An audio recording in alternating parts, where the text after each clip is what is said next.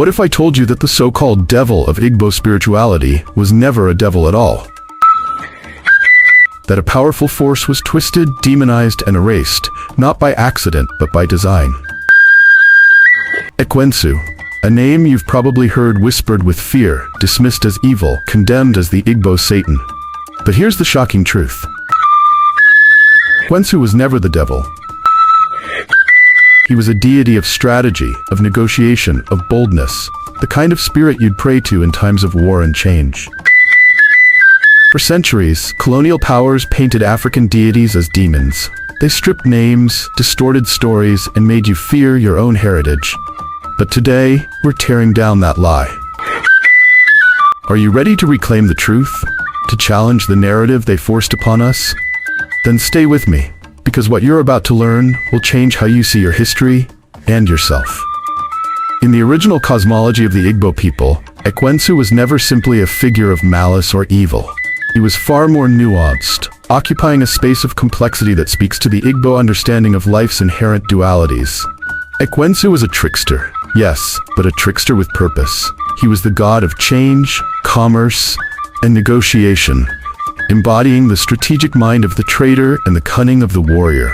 He was a force of disruption, but not for destruction's sake. His role was to challenge complacency, to force adaptation, to teach through paradox. As the deity who oversaw negotiations and transactions, Ekwensu was invoked not to incite greed, but to ensure fairness, to balance gain and loss, and to remind the living that commerce was as much about wit and wisdom as it was about material goods. Warriors called on him for strength and strategy, not cruelty. He embodied the drive to push forward, to innovate, to survive in a world of shifting alliances and uncertain fortunes. This dual nature of Ekwensu, neither purely good nor evil, but an essential force of balance, reflected a cosmology that recognized life's inherent contradictions. In oral traditions passed down through generations, elders told of Ekwensu's cleverness, of his ability to outsmart both enemies and allies in ways that ultimately restored equilibrium. Ancient artifacts such as carved masks and ritual objects depict Ekwensu not as a horned demon, but as a figure of dynamic energy, often with features suggesting movement and transition. These symbols speak to his role as a force of liminality, a deity who stood at the thresholds of decisions, of change, of new beginnings and necessary endings. In texts preserved by cultural custodians, Ekwensu is invoked not as a destroyer, but as one who brings the courage to face challenges and the clarity to navigate complex choices. Yet, when colonial forces arrived with their rigid religious frameworks, this rich and intricate understanding of Ekwensu was reduced to a simplistic dichotomy. To the missionaries, who viewed indigenous beliefs through a lens of Christian morality, any figure associated with trickery, commerce, and warrior strength became suspect. They could not comprehend, let alone accept, a deity who embodied both creation and disruption, whose actions, though unsettling, were ultimately meant to restore balance. Ekwensu's complexity was flattened into caricature. His symbols were reinterpreted as diabolical, his rituals labeled as witchcraft, his stories twisted into warnings against moral corruption. The trickster became the devil, a deliberate rebranding that served the colonial agenda of erasing indigenous spiritual systems and replacing them with imported hierarchies of belief. This misrepresentation was not merely a misunderstanding, it was a strategic act of cultural erasure. By casting Ekwensu as evil, colonial missionaries painted the entire Igbo spiritual worldview as dangerous and corrupt, undermining the community's confidence in its own traditions. It created a fracture in cultural identity, sowing seeds of doubt that would echo across generations. Yet, even in the face of this distortion, the essence of Ekwensu did not disappear. His name continued to be spoken in quiet reverence. His symbols re-emerged in art and ritual, and his stories persisted in the hidden corners of memory. To understand Ekwensu is to recognize the resilience of a culture that refused to let its truths be buried under the weight of foreign misinterpretations. It is to see not a devil, but a force of change and continuity that has withstood the storms of history. When the missionaries and colonial authorities set foot on Igbo lands, they brought more than just foreign doctrines. They brought an agenda. Their arrival marked the beginning of a systematic campaign to suppress the rich tapestry of Igbo spirituality and replace it with a singular narrative designed to control and convert. Traditional practices, masquerades that once filled village squares with vibrant life, shrines that had stood for generations as places of reverence and connection to the divine, festivals that wove together the community's social and spiritual fabric, were all targeted. These were not merely seen as cultural expressions, but as threats to the authority of the new colonial order. Missionaries labeled them pagan, heathen, and satanic, dismissing centuries of belief as primitive and corrupt. Deities who once guided the people were recast as demons, their stories twisted to fit the black and white morality of Christian doctrine. Rituals that celebrated the cycles of life and nature were condemned, their deeper meanings obscured by fear-mongering and prejudice.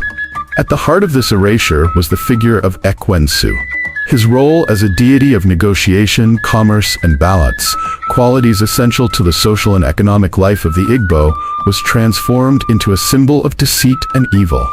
To the colonizers, who were intent on establishing their dominance both politically and spiritually, Ekwensu represented everything they sought to dismantle.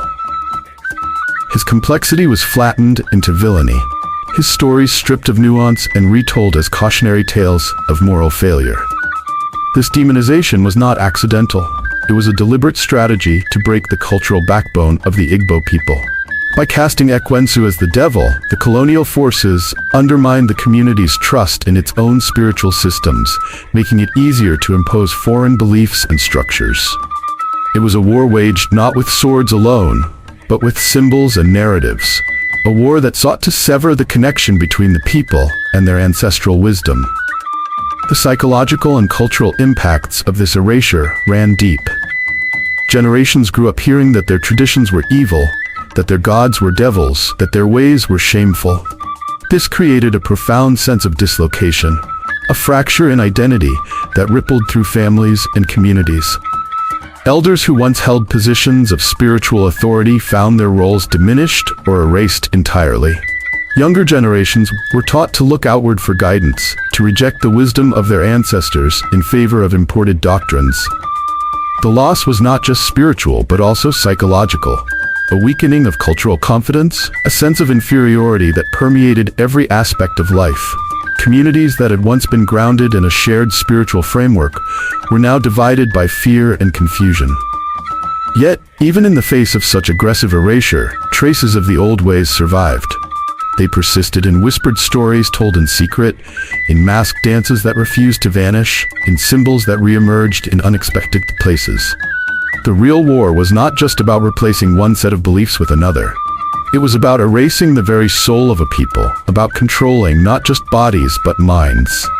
Ekwensu's demonization was part of this larger battle, a battle for memory, for cultural sovereignty, for the right to define one's own spiritual reality.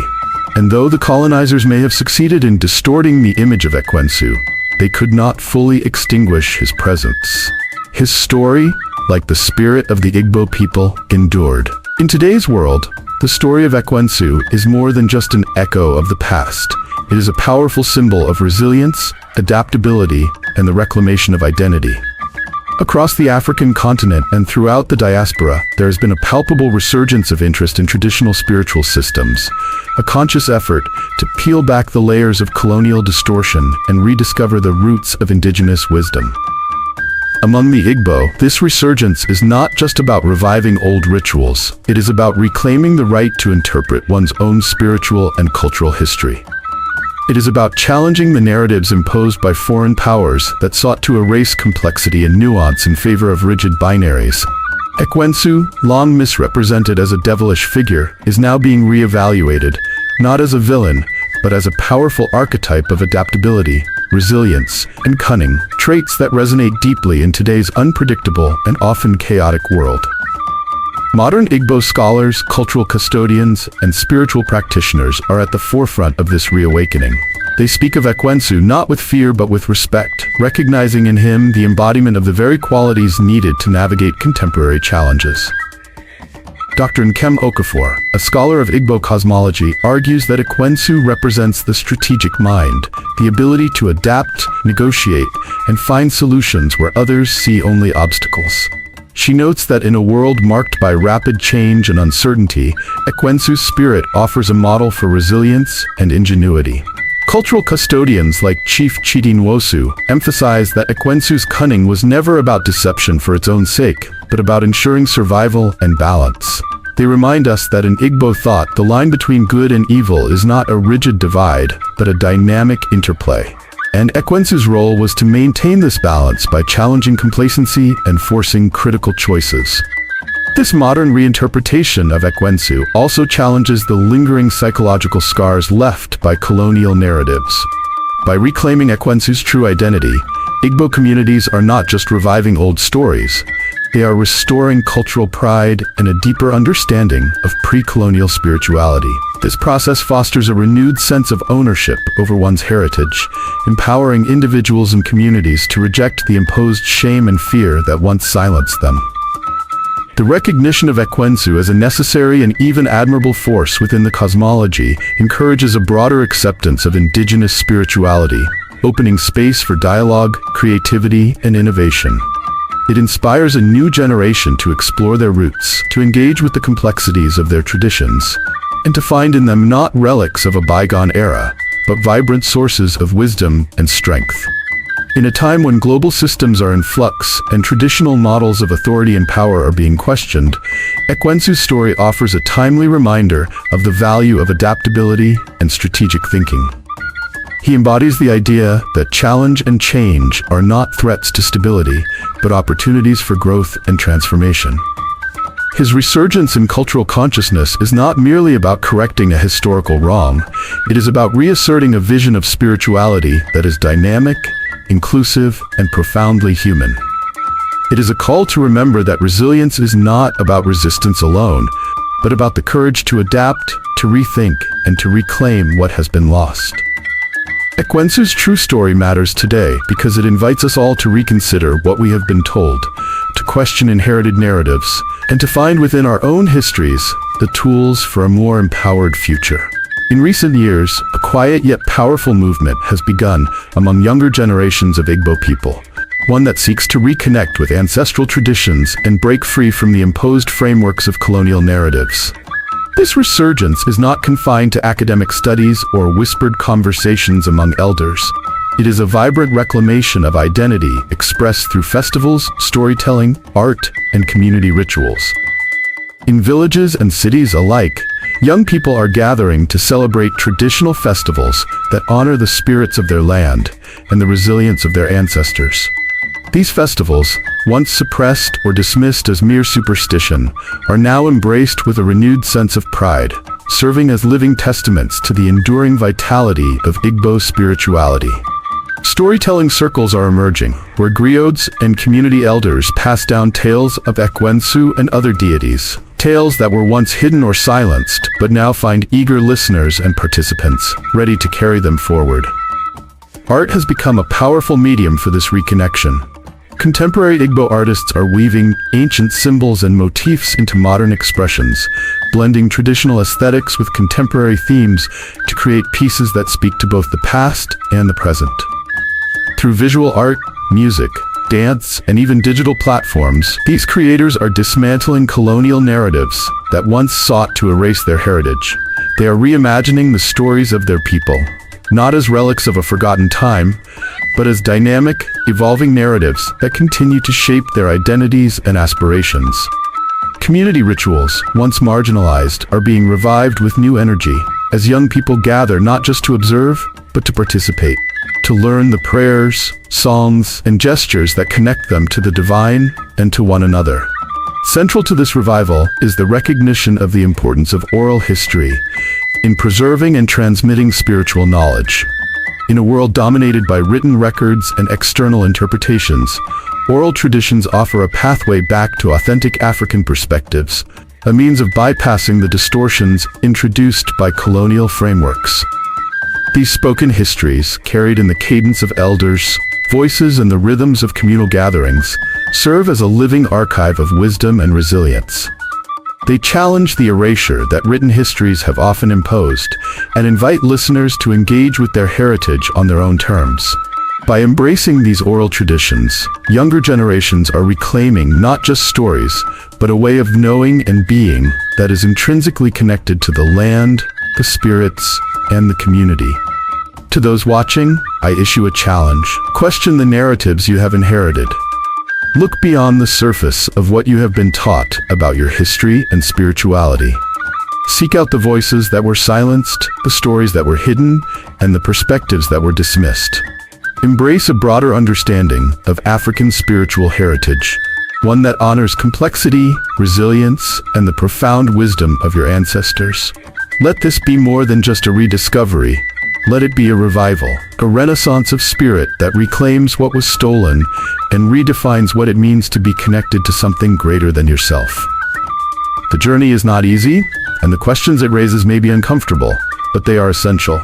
Reclaim your story, your voice, your connection to the sacred.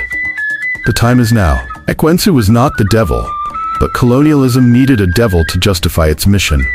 It was easier for the invaders to paint him as a symbol of deceit and evil than to confront the rich complexities of Igbo spirituality that refused to be neatly categorized. By casting Ekwensu as the ultimate villain, colonial authorities and missionaries did not just rewrite the story of one deity. They rewrote the spiritual identity of an entire people. They imposed fear where there was once respect, shame where there was once pride. But that narrative is beginning to unravel, and the truth is re-emerging, not as a whisper but as a declaration. Ekwensu was never the enemy. He was a force of balance, of resilience, of strategy. His story is not just a chapter in a forgotten past, but a living call to reclaim what was stolen. So now the question is not whether Ekwensu was the devil. The question is whether you will continue to believe the lies told to erase your history, or if you will reclaim your story and honor the truths that still live beneath the surface of colonial distortions. Will you continue to let others define your identity, your spirituality, your connection to the divine? Or will you stand with those who are rediscovering, reclaiming, and reviving the wisdom of the ancestors? If this story has stirred something within you, if it has opened your eyes to a narrative that has long been buried, then don't let it end here. Like, comment, and subscribe to this channel. Share this video with your friends, your family, your community. Start conversations that challenge the old narratives and create space for new understanding. Let's reclaim our stories together, piece by piece, voice by voice, truth by truth. The time for silence is over. The time for reclaiming is now.